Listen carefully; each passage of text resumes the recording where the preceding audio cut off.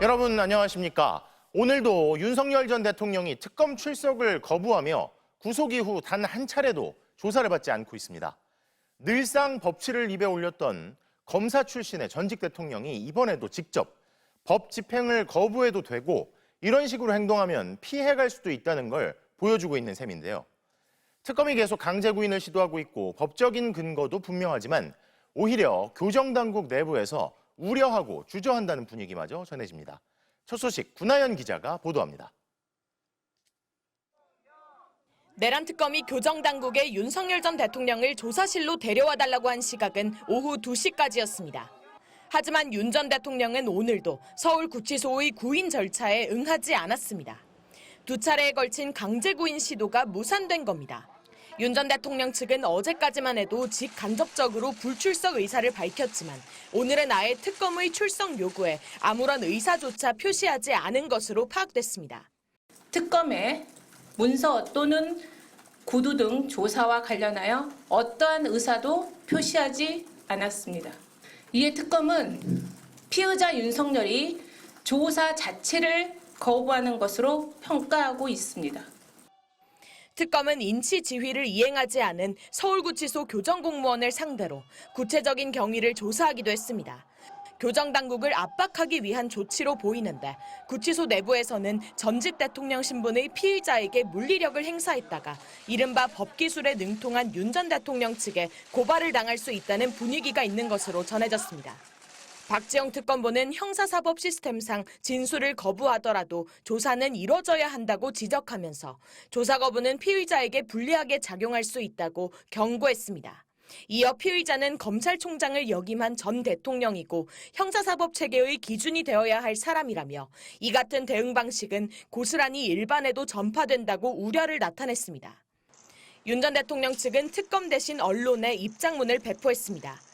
대면 조사가 목적이라면 그 장소가 본질적이지 않다며 전직 대통령을 공개적으로 망신 주려는 행태라는 내용이었습니다. 특검은 추가 출석 통지는 아직 하지 않았다며 출석을 다시 요구할지, 강제 구인을 지휘할지 다양한 방안을 심도 있게 검토할 것이라고 밝혔습니다. MBC 뉴스 구나연입니다.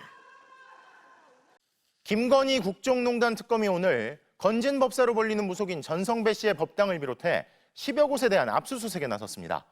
특히 지난해 말 검찰 압수수색 땐 수색당하지 않았던 지하 비밀 공간도 들여다본 것으로 파악됐는데요. 집사 게이트와 양평고속도로 의혹 그리고 건진법사 게이트까지 김건희 국정농단 특검이 수사에 박차를 가하고 있습니다. 송정훈 기자가 보도합니다. 서울 강남의 한 주택 안으로 특검 수사관들이 들어갑니다. 건진법사로 불리는 전성배 씨의 법당을 김건희 국정농단 특검이 압수수색에 나선 겁니다. 전 씨가 소속한 종파의 거점인 충주 일광사, 전 씨의 변호인 사무실까지 압수수색 대상에 포함됐습니다. 특검은 전 씨가 돈과 함께 공천 관련 청탁을 받은 뒤 이 청탁을 김건희 여사 등에게 전달한 것은 아닌지 의심하고 있습니다.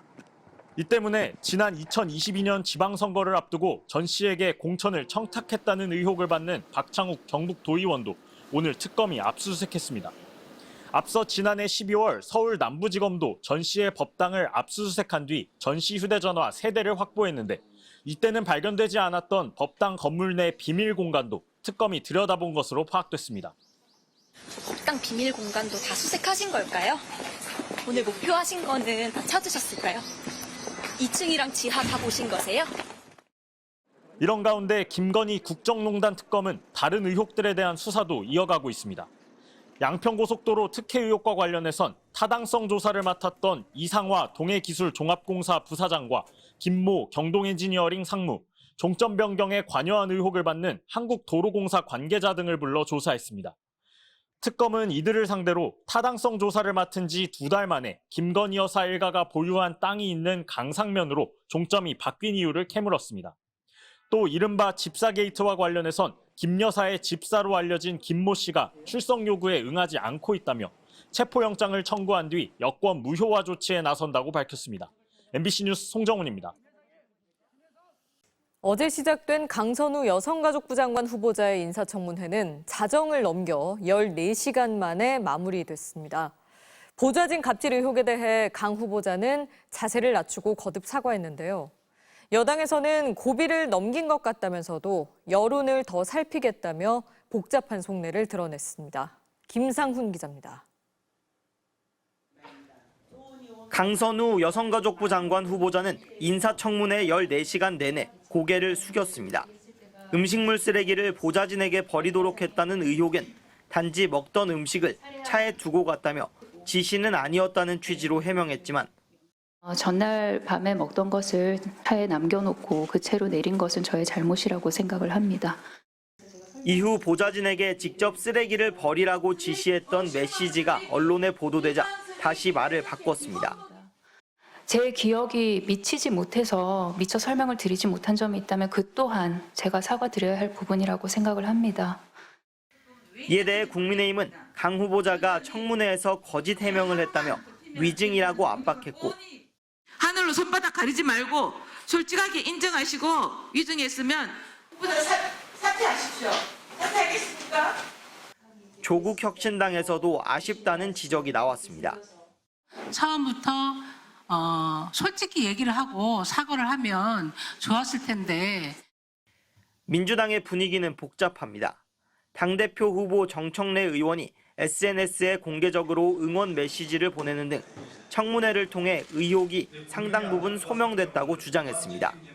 그러나 민주당 보좌진협의회가 원내대표를 직접 만나 착잡한 심경을 토로했고 일부 의원들도 최악은 막았지만 갑질 의혹이 완벽히 정리되지 않았다며 복잡한 속내를 드러내기도 했습니다.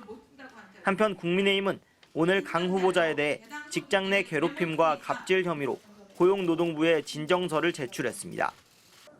대통령실이 강 후보자의 소명을 주의 깊게 검토한다고 밝힌 가운데 민주당 역시 치명적인 낙마 사유는 없다면서도 여론의 추이를 살피겠다는 입장입니다.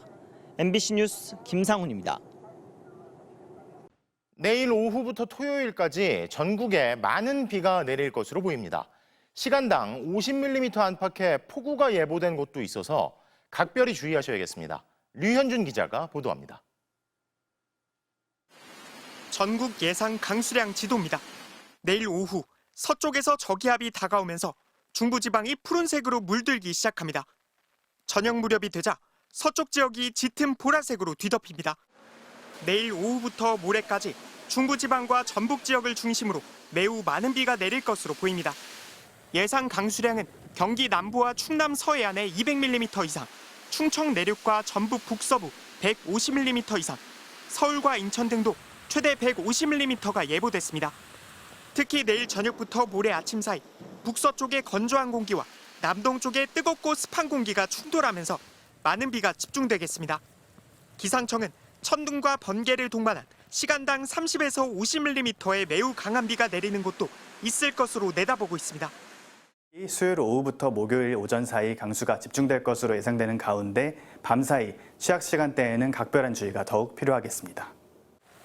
서로 다른 두 공기의 충돌로 만들어진 비구름대는 길이가 길고 폭은 좁은 띠 모양으로 형성됩니다. 이 때문에 한 지역에서도 어떤 곳은 폭우가 내릴 때 다른 곳은 약한 비만 올 정도로 편차가 클 수 있습니다. 또 정체전선상에서 발달한 중규모 저기압의 위치에 따라 예보된 지역 외에도 국지적으로 폭우가 쏟아질 가능성이 있습니다. 안 그래도 전선이 있어서 비가 잘 내릴 수 있는 조건인데 국지적으로 수증기 수성이 강화되면서 더 강한 호우가 내릴 가능성이 높습니다. 모레 낮 이후에도 성질이 다른 공기의 충돌이 이어지면서 전국 대부분 지역에 비가 이어질 전망입니다.